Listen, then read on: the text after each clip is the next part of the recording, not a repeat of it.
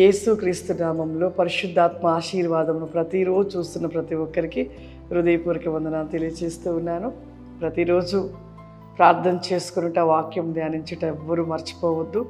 ఇంకా మీ బంధువులు కూడా ఒకవేళ లేచిన వెంటనే ప్రార్థన చేసుకొని వారిగా ఉంటే మీరు వారిని బలపరచండి, వారికి తెలియపరచండి, వారిని ఇంకా ముందుకు దేవుని నడిపించండి. ఈరోజు పరిశుద్ధాత్మ దేవుడు మనకిస్తున్న వాగ్దానము దావీదు రాసిన కీర్తనలు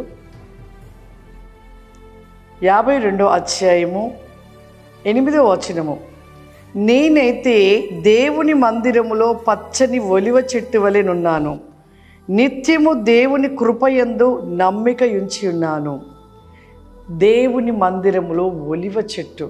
నిజముగా ఒలివ చెట్టుకున్న ప్రాముఖ్యత ఎంతో ఉంది. ఒలివ చెట్టు పచ్చనిదిగా ఉంటుంది. ఆ ఒలివ చెట్టుకు మరణం అనేది ఉండదు. కొన్ని వేల సంవత్సరాల వరకు కూడా అసలు ఆ చెట్టుకు మరణమే లేదు. ఒలివ చెట్టుకు, ఆ ఒలివ చెట్టు అంటే దేవునికి ఎంతో ఇష్టము.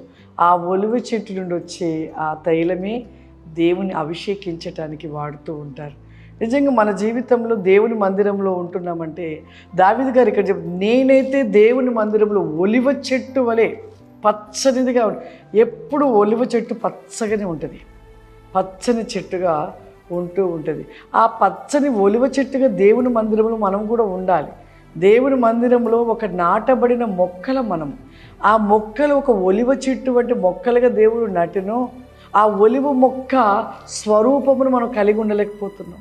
ఎలా ఉంటున్నాం? మందిరానికి వెళ్తున్నామంటే మందిరానికి వెళ్ళగానే ఎలా ఉంటున్నామంటే భయభక్తుల జీవితం లేదు, భక్తి జీవితం ఉండదు. సేవకుడు వాక్యాన్ని కాసేపు ఎక్కువ చెప్తే అలసిపోతారు, ఇంతసేపు చెప్తున్నాడా అని చిరాకు పడతారు. ఒకవేళ ఎక్కువ సమయం దేవుని మందిరానికి గడపడానికి కూడా ఇష్టపడరు. ఏదో వెళ్తున్నాము, మందిరానికి వస్తున్నాము, దేవుడు ఏదో మాకు ఇస్తాడు, అది పొందుకుందామనే ఆలోచనతో వెళ్తున్నారు. కానీ నిజముగా భయభక్తులు కలిగిన వాడు దేవుని మందిరానికి ఎందుకు వెళ్తాడంటే తన నడతను సరిచేసుకొని, తన ప్రవక్తను సరిచేసుకొని పరిపూర్ణంగా దేవుని ఒడిలో చేరాలని ఒక ఆశ కలిగి భయభక్తులు కలిగిన వాడు వెళ్తూ ఉంటారు. నులివెచ్చిన క్రైస్తవులు ఎలా ఉంటారంటే వెళ్తున్నాంలే, వెళ్ళామా వచ్చామా అన్నట్టుగా ఉంటారు. కానీ దేవుడి మందిరానికి మనం వెళ్తున్నామంటే బహు జాగ్రత్తగా వెళ్ళాలి. మన భక్తి జీవితమును పెంచుకోవాలి. దేవుని సన్నిధిలో చెప్పబడుతున్న వాక్యాన్ని బట్టి మనం ఇంకా కూడా దేవుని మాట వింటూ లోబడుతూ మందిరంలో అంటే ఒక ఒలివ చెట్టు వలె మనం ఎదుగుతూ ఉండాలంట. ఒలివ చెట్టు వలె కాకుండా చూడండి, కారు ద్రాక్షాల వలె మనం పెరిగే వారిగా ఉంటున్నాం. ఆ విధంగా ఉండవద్దు. దేవుని సన్నిధికి వెళ్తున్నామంటే నిజంగా మనం ఆ ఒలివ చెట్టు వలె పచ్చనిదిగా ఏ విధంగా ఉంటుందో ఆ విధమైన చెట్టును వలె మనము చెట్టును పోల్చబడిన వారిగా మనం నిలిచి ఉన్నట్లయితే మనం దీవించబడతాము, ఆశీర్వదించబడతాం. ప్రార్థన చేసుకుందాము. సర్వశక్తివంతుడా, దయగల తండ్రి, గొప్ప దేవా, పరిశుద్ధాత్ముడా, నీకు వందనాలు చెల్లిస్తున్నానయ్యా.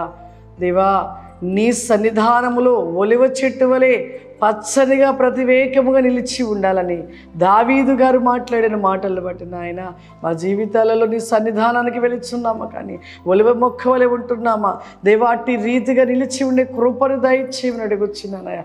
ఈ ప్రోగ్రాం చూస్తున్న ప్రతి ఒక్కరిపైన మీ ఆత్మ వేకమైన శక్తిని దయచేయండి నాయన, నీ అభిషేకమును దయచేయండి ప్రభా. ప్రతి దినము కూడా నా ప్రభా పరిశుద్ధాత్మనే నూనె వేకమైన శక్తి చేత ప్రతి బిడ్డ నింపబడును గాక. పరిశుద్ధాత్మ వెల్కమ్ ద లార్డ్ ద లిస్టల్ బిక్ ఆఫ్ అవరిమా. ఈ ప్రోగ్రాం చూస్తూ ప్రార్థనలు ఏకీభవిస్తున్న ప్రతి ఒక్కరి జీవితంలో స్వస్థత, విడుదల, అద్భుత కార్యములు జరిగించమని అడుగుతున్నానయ్యా. గొప్ప మేలుల చేత నింపమని అడుగుతున్నాను. దేవానికి స్తోత్రములు చెల్లిస్తున్నాను. నీ కృపాశీర్వాద వేకము చేత నింపమని యేసుక్రీస్తు నామమున నడుస్తున్నాను తండ్రి. ఆమేన్. God bless you. దేవుడు మిమ్మల్ని దీవించును గాక. ఆమేన్.